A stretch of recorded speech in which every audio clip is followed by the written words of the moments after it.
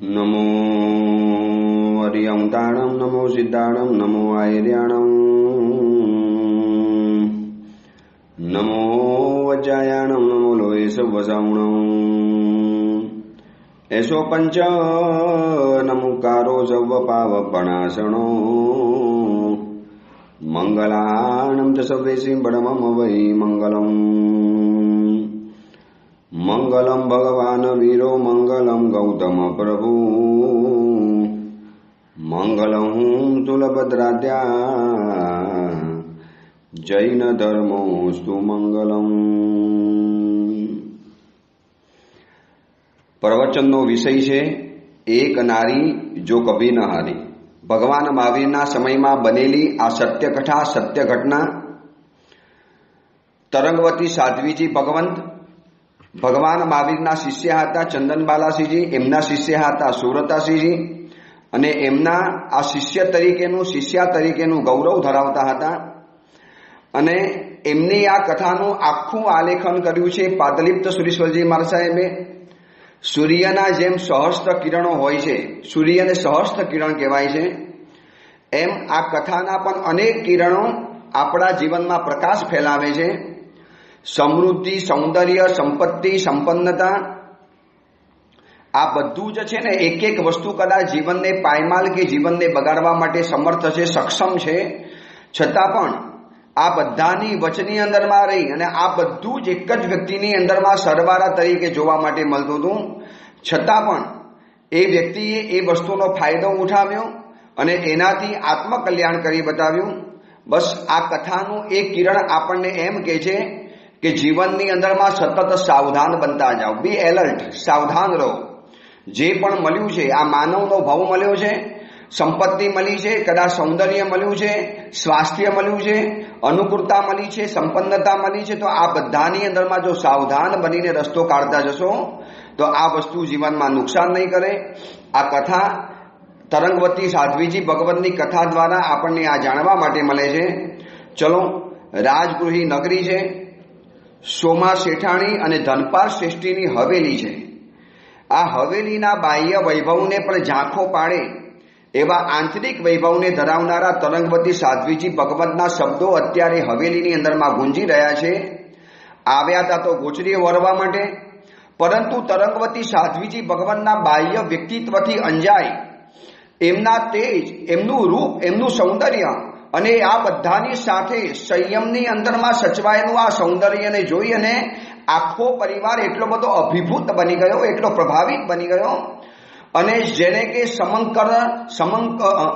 સમર્કન Bukhara વારી ગયો અને સાધ્વીજી ભગવંતને એક વિનંતી કરી કે આપ આપની આત્મકથા જણાવો અને સાધ્વીજી ભગવંતે પણ લાભાલાભ જાણ્યો અને યોગ્યતા દેખાય એટલે એમને પણ પોતાની આત્મકથા કહેવાની શરૂઆત કરી। જોજો, તરંગવતી સાધ્વીજી ભગવંત છે ને બહુ પ્રમાણિક છે। ઘણીવાર આત્મકથાની અંદરમાં શ્લાઘા આવે, ઘણીવાર આત્મકથા કરવાની અંદરમાં છે એક આડંબર આવી જાય, ઘણીવાર આત્મકથા કરવાની અંદરમાં એક સારી વાતોને એનલાજ કરવાની અંદરમાં આવે અને ખરાબ વાતોને ઘણીવાર એનલાજ એટલા માટે કરે કે જો આટલો ખરાબ હતો છતાં પણ આટલો સારો બની ગયો। આ એક આત્મકથાનું ભયસ્થાન છે, પરંતુ વાસ્તવિકતા ઉપર રહી અને આદર્શોને બિલકુલ દૂર રાખી ઘણીવાર એવું થાય કે માત્ર નકલી આદર્શોની વાતો કરવાની અને વાસ્તવિકતાના પાયા ડગમગી જાય। નો, તરંગવતી સાધ્વીજી ભગવંત એવું કાંઈ પણ નથી કરતા અને પાદલિપ્ત સુરેશ્વરજી મહારાજ સાહેબે એમના મોઢેથી આત્મકથા એટલા માટે કેવડાવી છે કે લાગે કે આત્મકથા છે ને બહુ પ્રમાણિકતાથી, નિષ્ઠા સાથે જે ભૂલ કરી છે એ પણ બતાવશે। પોતે એક વખત આવા પ્રેમના પાસની અંદરમાં ફસાઈ ગયા હતા એ પણ દેખાશે। આજે ભગવાન મહાવીરની સાધ્વી છું, ગામ ગામ વિહાર કરું છું, અપ્રતિબદ્ધ મારો વિહાર છે, વાયુની જેમ અપ્રતિબદ્ધ મારો વિહાર ચાલે છે। હું કોઈ પણ જગ્યાએ દેપાતી નથી, પરંતુ એક સમય એવો હતો કે હું પણ એક વ્યક્તિના રાગની અંદરમાં ફસાઈ ગઈ હતી, જેને મોહ કહી શકાય, રાગ કહી શકાય, સંસારિક સુખનું આકર્ષણ મને પણ પેદા થયું હતું। મને પણ એવું સત્વ નહોતું કે ચલો હું દીક્ષા લઈ લઉં, ભગવાન મહાવીરના માર્ગે નીકળી જાઉં। હું પણ એક પ્રેમીની રાહ જોતી હતી, હું પણ એક પ્રેમના બંધનની અંદરમાં ફસાઈ ગયેલી હતી। આ છે ને બધી વાત નિખારસ રીતે, બહુ ખુલ્લી રીતે કહેશે। એક એક પોતાની ઘટનાઓ એટલા માટે વર્ણવે છે કે દરેક કથા પ્રસંગ અને ઘટનાની પાછળનો એક એક ઉદ્દેશ જાણવા જેવો છે। તરંગવતી સાધ્વીજી ભગવંતે કથાને આગળ વધારી. મહાનુભાવો, મારા 108 આંબીલની તપસ્યા બહુ મજાની ચાલુ હતી, બહુ આનંદભેર ચાલુ હતી. એમ નહીં વિચારતા કે અંદરમાં મને આર્ત ધ્યાન હશે, અંદરમાં હું રોજ મનમાં ભાવના કરતી અથવા તો એક મેં સોદો કર્યો છે, 108 આંબીલ કરું, મને આટલો ફાયદો કરી આપો. નો, મેં પરમાત્માને કીધું, પરમાત્મા મારા અંતરાય તોડવા છે, હું બીજો પ્રયત્ન શેના માટે કરું? બીજા આડા આવડા રસ્તા શેના માટે ધોંધવાના? મારે શોર્ટકટ શેના માટે પકડવાનો? ભગવાન મને જ્યારે ખબર છે, મને મારા ગુરુએ જ્યારે સમજાવ્યું છે કે ધર્મ જેવી તાકાત આ દુનિયામાં બીજી કોઈ નથી. ધર્મ એ સુપર પાવર છે, ધર્મ એ મહાસત્તા છે, અને આ ધર્મ વિશ્વ માત્રનું કલ્યાણ કરવા જ્યારે સક્ષમ છે, તો એવા ધર્મને છોડી અને મારે બીજા શેના માટે પકડવાના? બસ માત્ર એક જ ધ્યેય ખાતર આર્ત ધ્યાન મનની અંદરમાં કર્યા વગર બસ આંબીલના માર્ગે આગળ વધતી જતી હતી. એક એક દિવસો વધતા હતા. મારો આત્મવિશ્વાસ, મારી શ્રદ્ધા વધતી જતી હતી, અને મને સંકેત પ્રમાણે મેં તમને બતાવ્યું એવી રીતે આખું ચિત્ર મેં તૈયાર કર્યું. આબેહૂબ ચિત્ર દેખાય. એમ જોનારને એમ લાગે કે જાણે આપણે આની ભાવ સૃષ્ટિની અંદરમાં ખોવાઈ ગયા છીએ. આ કથાની રંગ અને રેખા દ્વારા મેં પીડા, પ્રેમ, બલિદાન, સમર્પણ, આતુરતા, ઉત્સુકતા અને એક પ્રેમીનો પોકાર, જાણે કે પ્રેમી પોકારે છે કે કયા દુનિયાના છેડામાં તમે ફસાઈ ગયા છો, આવો. આ તમારી પ્રેમિકા તમને ઝંખે છે, એક ઝંખના, એક આતુરતા, જાણે કે જાણે ચિત્રનું એક એક કલર, એક એક રેખા, એક એક સુરેખ વસ્તુઓ, જાણે કે એક પ્રેમીનો પોકાર પાડતું હતું. મને વિશ્વાસ હતો કે આ ચિત્ર જે પણ જોશે એક વખત તો જોવા માટે થંભી જવાનું. અને આ ચિત્રને જોયા પછી જે વ્યક્તિને કદાચ મારી જેમ એનો પણ જન્મ થયો હોય, અને આ કૌમુદી મહોત્સવની અંદરમાં અમારા નગરનો કૌમુદી મહોત્સવ એટલે બહુ વિરાટ પાયે થતો હતો. એ સમયની અંદરમાં કૌમુદી મહોત્સવ ઠેર ઠેર થતા હતા, પરંતુ અમારા ઉદયન રાજા એક વિશિષ્ટ કલાવાન રાજા હતા, વિશિષ્ટ ઉત્સવપ્રિય રાજા હતા, પ્રજાપ્રિય અને લોક અભિમુખ રાજા રહેલા હતા. અને અમારા ગામની અંદરમાં આમ પણ સામાન્યથી ઉત્સવ જેવા વાતાવરણ રહેતા હતા. જ્યારે આવો કૌમુદી મહોત્સવ આવે, એ વખતના કૌમુદી મહોત્સવ એટલે વિશિષ્ટ મહોત્સવો કહેવાય. અને આ વિશિષ્ટ મહોત્સવ 8 દિવસનો ચાલે. એમાં કરોડોની જનસંખ્યા અંદરમાં ઉમટે, ગામ ગામથી લોકો આવે. આજે જેને કદાચ કુંભ મેળો જેમ આજે આવે છે દર 12 વર્ષે, એમ દર વર્ષે આ કૌમુદી મહોત્સવ આવે. નગરના વેપારીઓ, નગરના કલાકારો, નગરના વેશ્યાવધુઓ, નગરના વણિકો, દરેક જણાને આની અંદરમાં એક પોતાની કમાણી દેખાતી હતી, પોતાના ફાયદા દેખાતા હતા. અને વર્ષભરની આવક આ કૌમુદી મહોત્સવના મેળા દ્વારા, કૌમુદી મહોત્સવ દ્વારા કમાઈ લેતા હતા. એટલો બધો વેપાર ચાલે, એટલી બધી વસ્તુઓ વેચાય, એટલી બધી ગામ ગામથી પબ્લિક આવે, ગામ ગામથી માનવ મેળામણ આવે. અને આ બધી વ્યક્તિઓની જરૂરિયાત પૂરું કરવા માટે રાજ્ય વ્યવસ્થા પણ અદ્ભુત ચાલતી હતી. સેંકડો કિલોમીટર સુધી રાવટીઓ રખાઈ જાય, છાવણીઓ પડી જાય, અને લોકોની વ્યવસ્થા થાય. અને કૌમુદી મહોત્સવના રાતના સમયમાં પૂનમનો જ્યારે છેલ્લો દિવસ આવે, ત્યારે કૌમુદી મહોત્સવનો અંતિમ દિવસ થાય. મેં સારસિકાને કીધું કે સારસિકા, તું મને પૂછે છે ને વારંવાર કે આ ચિત્રપટનું શું કરવાનું? દેખ સખી, આ ચિત્રપટને છે ને તારે એવી જગ્યાએ લગાવવાનો છે. અને મેં આખો એને મારા મનનો જે અંદરમાં વિચાર હતો આખો મેં રજૂ કર્યો કે એવી જગ્યાએ આ ચિત્રપટને લગાવવું છે કે જ્યાંથી લોકોને પસાર થવું જ પડે એવો બરોબર મોકાનું સ્થાન શોધી લે. અને ત્યાં તું તારી નાનકડી છાવણી નાખજે, તારે ત્યાં જ રહેવાનું. અને આ ચિત્રપટને તારે છે ને ત્યાં આગળ બરોબર બાજુમાં બેસી રહેવાનું, અને આખો દિવસ તારે જોયા કરવાનું. મને વિશ્વાસ છે કે કરોડો માણસોમાંથી લાખો માણસો આ ચિત્રપટને જોવાના, કારણ કે એની અંદરમાં જે કલર છે, જે રંગોની જે આભા ઉપસાવી છે, જે રેખાઓ દ્વારા ભાવ સૃષ્ટિ પેદા કરી છે, એમ લાગે કે જાણે કે ચક્રવાક જીવંત છે. અને ચક્રવાકની જે બાણ વિંધાયું, એ બાણ જે છૂટે છે, દરેક વ્યક્તિને એમ લાગે કે જાણે આ બાણ મને વાગે છે. એ ચક્રવાકીનો જે પોકાર, એની અંતિમ વેદના વખતનો જે ચક્રવાકી તરફનું જે આકર્ષણ, અને ચક્રવાકી જ્યારે ભડભડતા અગ્નિમાં જ્યારે ઝંપલાવી નાખે છે, આ બધું જ્યારે કોઈ જોશે ને, ત્યારે મને વિશ્વાસ છે કે આમાંથી કોક તો એવો જાગશે જેને આ જોઈને પૂર્વભવ યાદ આવશે. મને મારું અંદરનું એક દિલ પોકારે છે કે આ ચિત્રપટ દ્વારા તને કંઈક તો એવો એક રસ્તો જળશે, કંઈક તો એવો માર્ગ નીકળશે કે આ કરોડોની જનસંખ્યામાંથી કયા રસ્તામાં આગળ વધવાનું, કઈ વ્યક્તિ તરફ આગળ વધવાનું. બસ મેં આ સારસિકાને આ બધી વાતો કરી, અને આમ કરતા કરતા દિવસો પસાર થતા હતા. કૌમુદી મહોત્સવ નજીક આવતો હતો. મહાનુભાવો, આ બધું વર્ણન જ્યારે ચાલુ હતું, અને એ સમયની અંદરમાં ચાલુ કથાની અંદરમાં પહેલી વખત શેઠાણીજીએ વ્યવધાન નાખ્યું. ગુરુદેવ એક વાત પૂછું? બહુ નમ્રતાથી, બહુ હાથ જોડીને, બહુ વિવેક સાથે પૂછ્યું કે આપની કથા સાંભળતા સાંભળતા મારા મનની અંદરમાં કેટલાક સવાલો ઊભા થતા હતા અને તમારી કથા દ્વારા મારા સવાલોની સમાપ્તિ થતી હતી, પરંતુ એક સવાલ મારા મનમાં રહી રહીને ઊભો થયા કરે છે.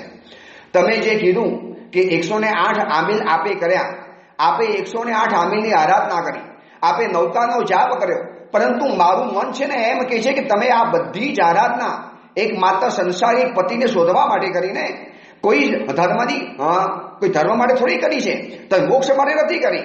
મારી ગુસ્તાખી માફ કરજો, કદાચ મારો અપરાધ માફ કરજો, કદાચ મારો અવિનય ગણાતો હોય તો મને માફ કરજો, પરંતુ છે ને મારું મન મને પૂછે છે, મારું મન સવાલ કરે છે કે આ ધર્મ થાય આવી રીતે? સંસારની વસ્તુઓ માટે ધર્મ કરી શકાય? સંસારિક પદાર્થોની પ્રાપ્તિ માટે શું ધર્મ કરી શકાય છે? એક સ્ત્રી પતિને મેળવવા માટે ધર્મ કરી શકે, એક સ્ત્રી સંતાન મેળવવા માટે ધર્મ કરી શકે, એક વ્યક્તિ પૈસા માટે ધર્મ કરી શકે, એક વ્યક્તિ સંસારિક સુખના માટે ધર્મ કરી શકે. અરે ધર્મ તો મોક્ષ માટે થાય, ધર્મ તો સંસારિક પદાર્થો માટે ન થાય. અને આવો ધર્મ કરવાની અંદરમાં જઈએ તો 20 અનુષ્ઠાન વધી જાય, આવો ધર્મ કરવાની અંદરમાં જઈએ તો અનંત સંસાર વધી જાય. આવો ધર્મ કરવા તો કરતા તો અધર્મ છે ને વધારે સારું કહેવાય. આવા છે ને કેટલાક સ્લોગનો, કેટલીક વાતો અમે ક્યારેક સાંભળી છે. તો ગુરુદેવ અમે આપને પૂછીએ છીએ, આપ જ્યારે પ્રકાશિત કરો છો અને આપની ઉપર વિશ્વાસ છે, આપના જેવા મહાન સાધ્વીજી જો 108 આંબે માત્ર સંસારિક એક પતિના સુખ મેળવવા ખાતર કરતા હો, અને આપને આપના વિમલમતી ઉપાધ્યાય ભગવંતે અટકાવ્યા પણ નથી, અને એ વખતે જેટલા પણ મહાત્માઓના પરિચયમાં આપ હશો એ કોઈ મહાત્માએ આપને ના પણ નથી પાડી, તો કદાચ છે ને એવા આમિલ થઈ શકતા હશે. પરંતુ મારી મનની જિજ્ઞાસા મને શાંત બતાવો, મને આ શાંત કેવી રીતે કરવાનું? મારા મનની અંદરમાં આ ઘમસાણ ચાલે છે. માનુભાવ, આ પ્રવચન જે લોકો સાંભળે છે બધાને કહેવાનું છે કે આ સોમા શેઠાણીનો પ્રશ્ન બહુ વ્યાજબી છે, બહુ જરૂરી છે, બહુ સમયસરનો આ પ્રશ્ન છે. કારણ કે બહુ લોકોના મગજની અંદરમાં એક ભ્રમણા ઘુસાડવાની અંદરમાં આવી છે, એક ભ્રમ પેદા કરવાની અંદરમાં આવ્યો છે કે ધર્મ તો મોક્ષ માટે જ થાય. તમને ખબર છે તરંગવતી સાધ્વીજી ભગવંતે જેની છણાવટ કરી, જેના વાતો બતાવ્યા, અને સોમા શેઠાણીને કહે છે કે શેઠાણીજી તમારી છે ને આ કોઈ અવિવેક નથી, તમારો કોઈ અપરાધ નથી, તમે પૂછ્યું એ મને ગમ્યું, અને આવા કોઈ પણ સવાલ થાય મનમાં પૂછતા રહેજો. કોઈ મનની અંદરમાં ડર આશંકા નહીં લાવતા, પૂછવું જરૂરી છે, પૂછી લો. પૂછો, પ્રશ્ન પૂછશો તો તમને ખુલાસો મળશે. ચલો, તમે મને પૂછ્યું છે તો તરંગવતી સાધ્વીજી ભગવંતને જ્યારે સોમા શેઠાણી સવાલ પૂછે છે, અને આપણે પારલિપ્ત સુરેશ્વરજી પાસે બનાવેલી આ કથાને આપણે જાણીએ છીએ, તો આપણા મનમાં પણ એક સવાલ ક્યારેક પેદા થતો હશે કે શું ધર્મ આવા સંસારિક ચીજ માટે થાય કે ન થાય? ધર્મ આવા સંસારિક પદાર્થોની પ્રાપ્તિ માટે થાય કે ન થાય? એક વાત સમજી રાખજો, પરમાત્મા મહાવીર કહે છે કે સાધના કરતા સમાધિ એ સૌથી વધુ જરૂરી છે. અરે એક વાત, તમે સાધના કરવા ગયા પણ મને તમારી અંદરમાં સમાધિ જ ન રહી, મનની પ્રસન્નતા ના રહી, મનની પ્રસન્નતા ખંડિત થઈ ગઈ. તમે સામાયિક કરવાની અંદરમાં ગયા, સતત માથા ઉપર દેવાની ચિંતા રહ્યા કરે. તમે પૂજા કરવા ગયા, ઉદ્ધાન કરવા ગયા, તમારા ઘરની અંદર એક યુવાન દીકરી છે અને બધી રીતે યોગ્ય છે, સુશીલ છે, સંપન્ન છે, રૂપ સંપન્ન છે, ભણેલી ગણેલી છે, પરંતુ એક અંતરાય કર્મના ઉદયના કારણે એના લગ્ન થતા નથી અને એની ઉંમર વધતી જાય છે, અને તમારા મનની અંદરમાં આ ટેન્શનના કારણે તમને પૂજામાં પણ મન નથી લાગતું, સામાયિકમાં પણ નથી લાગતું. ઉદ્ધાન કરવા ગયા ત્યાં પણ આ વાત તમને સતત યાદ આવ્યા કરે. તો એ વખતે શાસ્ત્રકારો કહે છે કે સાધના કરતા કરતા સમાધિની પ્રાપ્તિ માટે, સમાધિ માટે સમજી રાખજો, સાધના માટે કોઈ ઓપ્શન નથી, પરંતુ સમાધિ માટે બધા જ ઓપ્શન ખુલ્લા રાખવામાં આવ્યા છે. સોમા શેઠાણીએ જ્યારે આ સવાલ પૂછ્યો છે અને તરંગવતી સાધ્વીજી ભગવાન જ્યારે જવાબ આપે છે, ત્યારે આ જવાબ પણ આપણે જાણવા જેવો છે, બહુ સમજવા જેવો છે. તરંગવતી સાધ્વીજી ભગવંતે સોમા શેઠાણીને કીધું કે શેઠાણીજી તમારી વાત બરોબર છે, હું તમને છે ને ખાલી 2-4 એક્ઝામ્પલ પૂછું છું, પછી તમને આગળ વિસ્તારથી બતાવીશ કે ધર્મ સંસાર માટે પણ કરવો એ છે ને શાસ્ત્રોની અંદરમાં પણ લખેલું છે. એક સમજી રાખજો, ધર્મ મોક્ષ માટે કરો બહુ ઉત્તમ વાત છે, બહુ સારામાં સારી વાત છે. તમારી પાસે તાકાત છે, તમે એવા સત્વશાળી છો, તમને દુઃખ અને આપત્તિની અંદરમાં તમારું મન અસમાધિમાં ખેંચાતું નથી, તમારું મન આર્ત ધ્યાનની અંદરમાં જતું નથી, તમારા મનની અંદરમાં અસમાધિની આગ પેદા નથી થતી, અને એવી તકલીફો અને મુશ્કેલીની વચમાં પણ તમે જો ધર્મના છેડાને પકડી રાખો છો, બહુ ધન્યવાદ છે. પરંતુ એક વ્યક્તિ એવી છે કે ધર્મ કરવા જાય છે, પરંતુ સંસારિક આપત્તિઓ, સંસારિક અંતરાયોથી ઘેરાયેલો છે, અને એ સમયમાં એને ધર્મ કરવાનું જબરજસ્ત મન રહેલું છે, પરંતુ ધર્મ કરી શકતો નથી, કારણ કે આ સંસારિક મુશ્કેલી વચની અંદરમાં આવેલી છે. તો એ સમયની અંદરમાં ધર્મ મોક્ષ માટે જ કરવો જોઈએ, એ વાત જેમ સાચી છે, એમ જીવનમાં જ્યારે આપત્તિ આવે ત્યારે શું કરવું જોઈએ? ધર્મ કરવો જોઈએ, પાપ કરવો જોઈએ? સોમા શેઠાણી મને આટલો જવાબ આપો. અને તરંગવતી સાધ્વીજી ભગવંતે સોમા શેઠાણીને એક મજાનું એક્ઝામ્પલ બતાવ્યું, બહુ લોજિક વાત બતાવી કે શેઠાણીજી, માનો તમે જ છો, તમે તમારા ઘરની અંદરમાં છો, માનો ઘરની અંદરમાં બાકી બધા કોઈ નોકર નથી, માત્ર એક જ નોકર છે. આ તમને જોતો ને લોજિકની વાત બતાવું છું. સોમા શેઠાણી, તમે ઘરની અંદરમાં છો, તમારા સાવકજી પણ ઘરની અંદરમાં છે, અને માત્ર ઘરની અંદરમાં એક જ નોકર છે, દીકરા પણ નથી, પુત્ર વધુઓ પણ નથી, બાકી બધા કદાચ પોતાના કાર્યસર બહાર ગયા છે. અને એ સમયમાં તમને અચાનક માથાનો ભયાનક દુખાવો શરૂ થયો. એટલો બધો દુખાવો શરૂ થયો કે તમારાથી દુખાવો શરૂઆતમાં તો સહન થઈ શક્યો, પરંતુ આગળ માથું ફાટવા માંડ્યું. એમ લાગ્યું કે હવે માથું ફાટી જશે, માથું ફીટ સાથે પછાડવું, એટલો ભયાનક દુખાવો થવા માંડ્યો. અને તમે જોયું કે અત્યારે જો માથું દબાવવાની અંદરમાં નહીં આવે, માથા ઉપર જો બામ કે તેલ લગાવવામાં નહીં આવે, તો આ વ્યાધિ મારાથી અસહ્ય થઈ પડે એમ છે. હવે તમારી બાજુમાં બામની બાટલી પણ હતી, તમારાથી જાતે લગાવાય એમ નહોતું, તમારે હવે કોકની પાસે માથું દબાવવું પડે એવું હતું, માથું દબાવડાવવું જરૂરી હતું, सिर पे बाम लगाना जरूरी था, सिर कोई दबा कर दे यह અત્યંત જરૂરી था. હવે તમારી સામે શેઠાણીજી બે ઓપ્શન છે. ઘરની અંદરમાં એક નોકર પણ છે, અને ઘરની અંદરમાં તમારા સ્વામીનાથ છે, તમારા પતિ છે, અને હવે તમારે જેને તમે આર્ય પુત્ર કહેતા હો, તમે સ્વામીનાથ કહેતા હો, તમે પતિ કહેતા હો, જે પણ કહેતા હો, હવે તમારી સામે બે ઓપ્શન છે. હવે તમને છે ને મનમાં વિચાર આવ્યો, ચલો મારા પતિને કહું માથું દબાવી આપો ને. અરે આ સુધીમાં પતિનું મેં માથું વારંવાર દબાવ્યું છે. અરે પતિની સેવા લેવાય કે પતિની સેવા કરાય? પતિની સેવા લેવાતી હશે, પતિ પરમેશ્વર કહેવાય. આવા તમારા સંસ્કારો છે, અને એ તમારા સંસ્કાર તમને અંદરમાંથી અટકાવે છે. પણ અંદરની જે પીડા, અંદરની જે વ્યાધિ, અંદરનો જે દુખાવો, આ તમને છે ને કોકનું સેવા લેવી જરૂરી છે, તમને અત્યંત બતાવે છે. હવે એ સમયની અંદરમાં તમારું મન કહેશે ચલો ઘાટીને કહી દઉં, તારે તમારું શીલ, તમારા સંસ્કાર, તમારો સદાચાર કહેશે અરે હું શિશિલ સંદારી છું. જ્યારે મને શરીરમાં કોઈ વ્યાધિ આવી, તકલીફ આવી, તો પરપુરુષનો સ્પર્શ મારાથી કેવી રીતે કરી શકાય? માથું પતિ પાસે ન દબાવવું જોઈએ. આ જે માર્ગ છે ધર્મ મોક્ષ માટે કરવો જોઈએ, આમ આ જે એક માર્ગ છે, એમ ત્યાં માથું પતિ પાસે ન દબાવવું જોઈએ, આ એક માર્ગ છે. હવે જ્યારે માથાનો દુખાવો થયો, મતલબ સંસારિક અંતરાય આવ્યા, સંસારિક કોઈ મુશ્કેલી આવી, ધર્મને ખતમ કરી શકે, ધર્મમાં વિઘ્ન ઊભું કરી શકે, અને ધર્મને મનની અંદરમાં જમાવટ ન કરાવી શકે એવું કોઈ પરિબળ મારા તમારા જીવનની અંદરમાં આવ્યું, તો એવા સમયમાં આપણી સામે બે ઓપ્શન છે.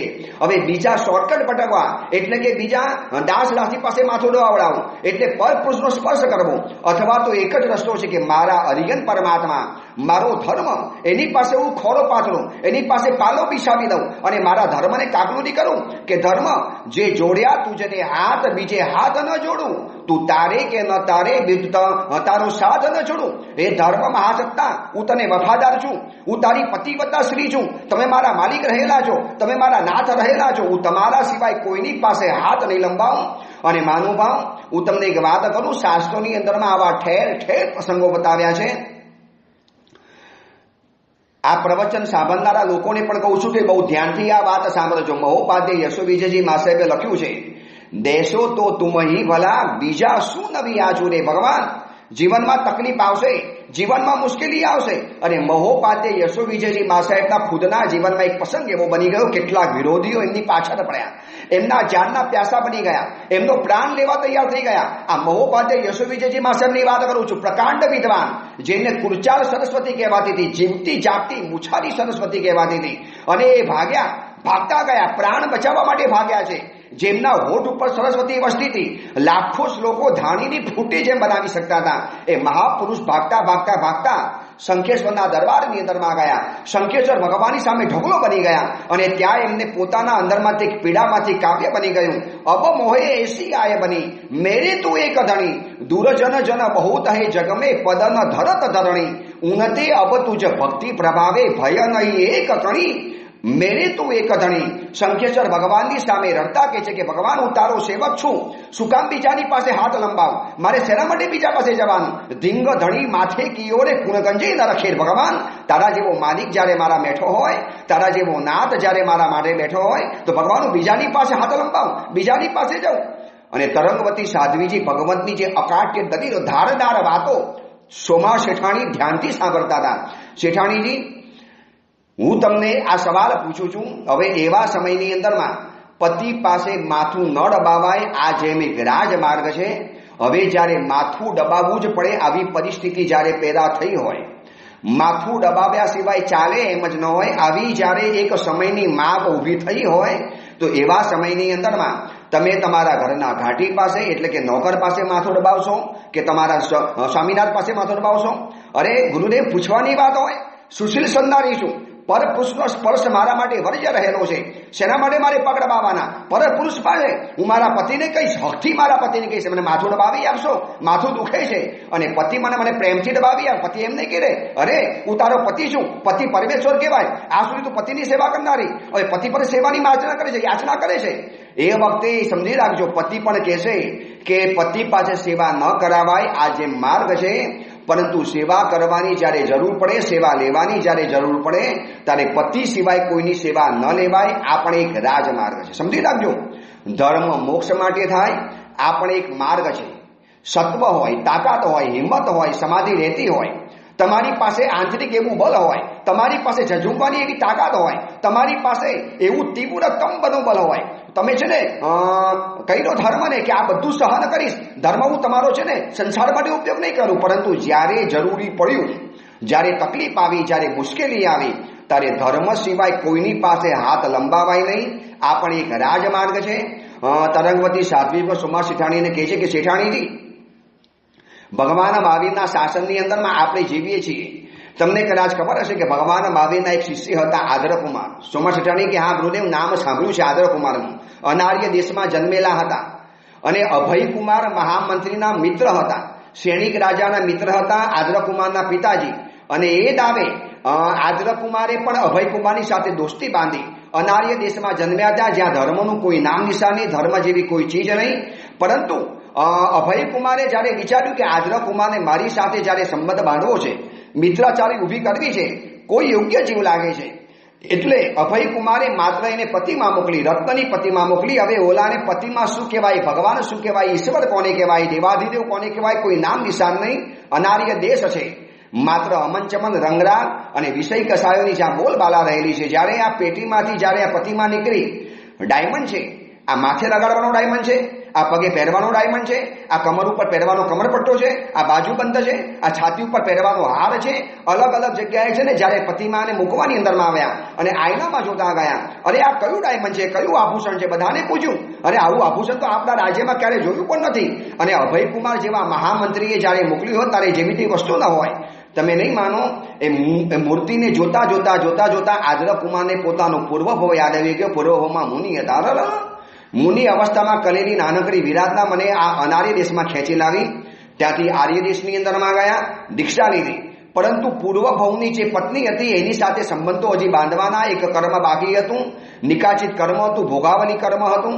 અને આદરકુમાર મુનિ દીક્ષા જીવનમાં તો લીધી, પરંતુ ત્યાં છે ને શ્રીમતી નામની એક કન્યા નગરમાં હતી અને ફરતા ફરતા ઉદ્યાનની અંદરમાં ગઈ અને કઈક કારણવશ દેવકુલમાં ગઈ અને દેવકુલમાં મુનિના પગને પકડીને કીધું કે આ જ મારા પતિ. અને આકાશવાણી થઈ કે તે બહુ સારા પતિ પકડ્યા છે, આ જ તારો પતિ છે. અને મુનિ ત્યાંથી ભાગ્યા. અરે હું સાધુ છું, મારે છે ને એક સ્ત્રીના પતિ કેવી રીતે બની શકાય? મુનિ ત્યાંથી નીકળી ગયા. હવે શ્રીમતીએ પોતાના પિતાજીને કીધું કે હવે જે આદરકુમાર નામના જે મુનિ હતા ને એ જ મારા પતિ છે. બેટા એ તો સાધુ છે, એને શોધવાના કેવી રીતે? જો આકાશમાં વહેતા હવાને શોધવી હોય તો મુનિને શોધી શકાય. કાંઈ નહીં પિતાજી, તમે શોધી બતાવો, અને ન શોધાય તો મને વિશ્વાસ છે. અને તમે નહીં માનો મહાનુભાવો, એ શ્રીમતીએ પોતાના આદ્રકુમાર નામના મુનિને પતિ તરીકે મેળવવા માટે એને 108 આમિલની મારી જેમ આરાધના પણ કરી હતી. હવે ભગવાન મહાવીરના સમયની ઘટના છે. શું ભગવાન મહાવીરે ક્યારે ના પાડી? ખોટું અનુષ્ઠાન બતાવ્યું, અને વિષાનુષ્ઠાન બતાવ્યું, અને ગરજ અનુષ્ઠાન બતાવ્યું. આને છે ને આવો ધર્મ કરવા કરતા તો અધર્મ કરવા બરાબર છે. આવું કોઈએ પ્રેરણા કરી સમજાવ્યું છે? કોઈ નથી બતાવ્યું. અરે એ શ્રીમતીએ 108 આમિલ કર્યા તો આદ્રકુમાર પતિ તરીકે મળ્યા, અને આદ્રકુમારને સંયમ જીવન છોડવું પડ્યું. ઠીક છે, આ બધું પૂર્વના ભવની અવસ્થા છે. પરંતુ મારી પહેલા પણ શ્રીમતી નામની એક શ્રેષ્ઠી કન્યાએ માત્ર એક પતિને મેળવવા માટે 108 આમિલ કર્યા છે, અને એના પણ શાસ્ત્ર વર્ણન શાસ્ત્રમાં કર્યા છે. શાસ્ત્રમાં કોઈ જગ્યાએ આની નિંદા નથી કરી. બીજી વાત, હું તમને એક્ઝામ્પલ એક બતાવીશ. આપણા ભગવાન મહાવીરના સમયની સૌથી શ્રેષ્ઠ સાવિકા, તમે નામ સાંભળ્યું સુલસા સાવિકાને? ઓહો, સુલસાનું તો નામ કોણ ન જાણે. ભગવાન મહાવીરે જેમને ધર્મલાભ કેવડાવ્યા હતા, ખુદ ભગવાન મહાવીર સમભર સમવસનની અંદરમાં કોઈ સાવકનું નામ નથી બોલ્યા, કોઈ સાધુનું નામ નથી બોલ્યા, કોઈ ગંધર્વનું નામ નથી બોલ્યા, અને ભગવાન મહાવીર સુલસા સાવિકાનું નામ બોલ્યા છે. અંબર સાવકને કીધું તું, જાઓ તમે સાવસ્તી નગરીની અંદરમાં જાઓ તો સુલસા સાવિકાને મારા ધર્મલાભ કહેજો. તો અંબર વિચારે કે આ સુલસા સાવિકા કોણ છે? તોણ જગતનો નાર ભગવાન મહાવીર છે ને ધર્મલાભ કેવડાવે. શું સુલસાની અંદરમાં શું હશે? ને સુલસાની જ્યારે પરીક્ષા કરે છે એનું જે સંકેત, અને એને આ સુલસા સાવિકાનું જે એક્ઝામ્પલ બતાવ્યું ને, આત્મપ્રબોધ નામના ગ્રંથની અંદરમાં સુલસા સાવિકાનું દ્રષ્ટાંત જ્યારે વિસ્તારથી બતાવ્યું છે. અને સુલસા સાવિકાના જીવનની અંદરમાં એનો પતિ હતો નાગરથિક પતિ, એને સંતાન નહોતું થતું. સુલસા સાવિકા તો બહુ સમજદાર હતી. કર્મનો ઉદય છે, સંતાન થાય કે ન થાય, સંતાન નથી એ પણ દુઃખી છે, અથવા તો જેને સંતાન છે એ પણ દુઃખી છે. પરંતુ એનો પતિ આ વાત સમજવા તૈયાર હતો. નહીં, મારે સંતાન જોઈએ એટલે જોઈએ. સુલસાએ કીધું, એક કામ કરો, તમે બીજા લગ્ન કરી દો, આવનારી તમારી બીજી પત્નીનું છે ને મારી સગી બેની જેમ સાચવીશ. નાગરથિક કે આ દુનિયાની અંદરમાં સૂર્ય લઈને શોધવા માટે જવું તો પણ તારા જેવી પત્ની મને મળવાની નથી. સંતાન મારે જોઈએ, અને તારા થકી જ મને જોઈએ. અને પતિને જે અસમાધિ, પતિના મનની જે વ્યાકુળતા, આ વ્યાકુળતાને દૂર કરવા માટે સોમા શેઠાણી તમને ખબર છે ને, સુલસા જેવી મહાસાવિકાએ પણ અન્ય દેવી દેવતાઓની ઉપાસના નથી કરી, અધર્મ નથી કર્યો, શોર્ટકટ નથી પકડ્યો, કોઈ દોરા ધાગા નથી કર્યા, કોઈ સાધુ બાવાઓની પાછળ રખડી નથી, જ્યોતિષ અને મંત્રના ચક્કરની અંદરમાં નથી ગઈ. એને સંકલ્પ કર્યો કે જો મને સંતાન થશે તો તીર્થંકર ભગવાનની ભક્તિ દ્વારા થશે. અને માનુભાવ સુલસા સાવિકાનું દ્રષ્ટાંત આત્મપ્રબોધ ગ્રંથની અંદરમાં સ્પષ્ટ બતાવે છે કે એને માત્ર સંતાનની સુખને મેળવવા માટે, સંતાનની પ્રાપ્તિ માટે ધર્મ વધાર્યો, આમિલ શરૂ કર્યા, અષ્ટપ્રકારની પૂજા શરૂ કરી. હવે બતાવો મને સોમા શેઠાણીજી, જો ભગવાન મહાવીરના મુખેથી ગવાયેલી સુલસા સાવિકાએ પણ સંતાનની પ્રાપ્તિ માટે ધર્મની આરાધના કરી, આમિલની આરાધના કરી, શું આ અધર્મ કહેવાય? અને વિષાનુષ્ઠાન કહી શકશો? અરે ચલો હજી તમને આગળની વાત બતાવું. આપણા ભગવાન મહાવીરના આગળમાં તીર્થંકર થઈ ગયા છે મુનિ સુબત ભગવાન, અને એમના સમયમાં થયા હતા શ્રીપાલ અને મૈણા. તમે આપણી કથાઓ તો સાંભળી હશે. સોમા શેઠાણી કે હા ગુરુદેવ, કથા તો બધી જ ખબર છે, પરંતુ આજે ખબર પડી કે આ કથાના શું ભાવ રહેલા છે. આવા મહાપુરુષોએ જ્યારે જીવનમાં આપત્તિ આવી, મુશ્કેલી આવી, તકલીફો આવી, સંકટ આવ્યા, ત્યારે ધર્મનો રસ્તો પકડેલો છે. અરે હું તમને છે ને એવા હજાર એક્ઝામ્પલ બતાવી દઉં, દ્રષ્ટાંત બતાવી દઉં કે જ્યારે પણ ધર્મ, જ્યારે પણ જીવનમાં આપત્તિ આવી છે, અને ધર્મમાં મન લગાડવા માટે, ધર્મ સારો થાય એના માટે, અને મનની સમાધિ રહે એના માટે એ લોકોએ માત્ર ધર્મના શરણે ગયા છે, ધર્મની આરાધના કરી છે. પત્ની માટે પણ ધર્મ કર્યો, પુત્ર માટે પણ ધર્મ કર્યો, સંપત્તિ માટે પણ ધર્મ કર્યો. આનો મતલબ એમ નથી કે સંસાર માટે ધર્મ થઈ શકાય. આને છે ને બહુ સીધી વાત લેવાની, ટ્વિસ્ટ નહીં કરવાનું. આને છે ને બહુ સીધી વાત પકડવાની કે ધર્મ મોક્ષ માટે થાય, પરંતુ સંસારમાં આપત્તિ આવે તો એવા માટે ધર્મ થાય કે પાપ થાય, આ જાતને પૂછી લેજો. આ છે ને પરોપના કરનારા વાતને આખી ટ્વિસ્ટ કરી નાખે. જોયું પત્ની માટે ધર્મ કરવાનો કીધો, છોકરા માટે ધર્મ કરવાનો કીધો. આવો ધર્મ કરાય? ધર્મ તો મોક્ષ માટે જ થાય. નો, મોક્ષ માટે જ થાય છે ને. આ જકાર ખોટો છે, અને જૈન શાસનમાં જકાર વાત ક્યારે પણ નથી આવતી. આ સ્યાદવાદ છે. અહીંયા છે ને દરેક બાબતના દો પહેલું રહેલા છે. આ સ્યાદવાદ અને કાંતવાળો ધર્મ રહેલો છે. સંસાર માટે, આપત્તિ માટે, એટલે સંસાર માટે જો ધર્મ ન થતો હોય તો માણસ શું કરશે? અન્ય દેવી દેવતા પાસે જશે, મિથ્યાત્વની આરાધના કરશે, મિથ્યાત્વની ઉપાસના કરશે. શું કોઈ શોર્ટકટ પકડશે? કોઈ દોરા ધાગા કરવાની અંદરમાં જશે? નો. સાચો સંકિર્તિત શ્રાવકના મનની અંદરમાં એક નિશ્ચય હોય કે ધર્મથી જ મને સુખ મળશે અને સુખ માટે મારે ધર્મ જ કરવાનો છે, એને આપણે સમજાવીએ કે ભાઈ હવે સંસારના થોડા ઘણા સુખ ન મળ્યા તો પણ શું અને મળ્યા તો પણ શું, પરંતુ લાગે કે હવે આના વગર ચાલે એમ નથી, આ મારા માટે જીવાદોરી છે, મારા માટે સંજીવની છે, મને જરૂરી છે, તો એવા સમયની અંદરમાં વ્યક્તિએ ધર્મનો સાથ પકડવો પડે છે. અને સોમા શેઠાણીજી, ઇતિહાસ તમને ખબર છે કે શ્રીપાલ અને મૈણાએ નવપદની હોરીની જે આરાધના કરી એ માત્ર શરીરના કોઢ રોગને નિવારવા માટે, મૈણાએ આરાધના કરી લોક અપવાદને નિવારવા માટે, અને એમના પૂર્વધર જે ગુરુ હતા મુનિસુંદર સુરીશ્વરજી મહારાજ, આટલા મહાન આચાર્ય ભગવંતે વિદ્યા પ્રવાદ નામના પૂર્વમાંથી આ નવપદની આરાધના જે ઉદ્ધૃત કરીને મૈણાને આપી, અને મૈણા જે આરાધના કર, અને ત્યાં શબ્દ સ્પષ્ટ લખ્યો છે કે આ કરવાથી તારા પતિનો કોઢ રોગ દૂર થઈ જશે. હવે વિચારો, 11 લાખ વર્ષ પહેલા મુનિસુંદર સુરીશ્વરજી મહારાજે જો શ્રીપાલ અને મૈણાને કોઢ રોગ નિવારણ માટે જો નવપદની હોરી કરવાનું કહેતા હોય, આમિલ કરવાનું કહેતા હોય, તો આજે સ્વાસ્થ્ય દૂર કરવા માટે, દીકરાના આરોગ્ય માટે, આજે પતિનું ઓપરેશન છે સારું થઈ જાય એના માટે, અથવા તો જીવનમાં આપત્તિ આવી છે એના માટે, દીકરીના લગ્ન સારા ઘરની અંદરમાં થઈ જાય, જેથી આ સંસારનો વ્યવહાર ચાલે, એ ખોટા માર્ગે ન જાય, એ અસીમના માર્ગે ન જાય, અને ધર્મના રસ્તાની ન પકડી જાય, અને ધર્મથી મળેલી આ સફળતા એને ધર્મ ઉપરની વધુ શ્રદ્ધા પેદા કરાવનારી બને. એના માટે ધર્મ કેમ ન થઈ શકે? ચલો આપણે આ છે ને દલીલને અહીંયા અડકાવીએ છીએ. આપણો અડધો કલાક પરિપૂર્ણ થયો છે, પરંતુ આવતીકાલે પણ તમને આ બતાવીશ. બહુ શાંતિથી વિચારજો. ધર્મ જો મોક્ષ માટે થાય તો પછી સંસારમાં તકલીફ આવે તો એના માટે શું થાય? ધર્મ થાય કે પાપ થાય? આ મારા સવાને વારંવાર વાગોરજો. અને આવતીકાલે તરંગવતી સાધ્વીજી ભગવાન જે વિશેષ વાતો બતાવશે, અને હું પણ તમને બીજા વિશેષ દ્રષ્ટાંતો બતાવીશ. એ વાત આપણે આવતીકાલે કરીશું. એ જ મંગલ કામના, મંગલ ભાવના. જેના કંઈ પણ બોલાયું હતો ઈચ્છા.